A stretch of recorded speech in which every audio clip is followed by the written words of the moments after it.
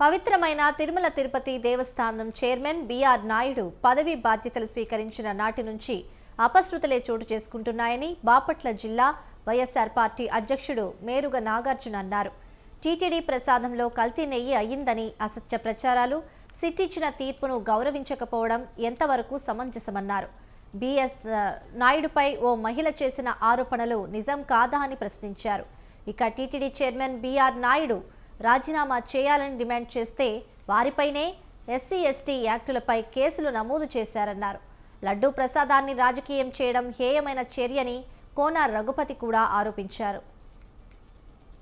లడ్డూ గురించి నేరుగా సుప్రీంకోర్టు ముట్టికాయలు వేసిన ఏమాత్రం సిగ్గు శరం లేకుండా ఇంకా మాట్లాడటానికి ప్రయత్నిస్తున్నటువంటి పరిస్థితులు అందరూ కూడా గమనిస్తూ ఉన్నారు.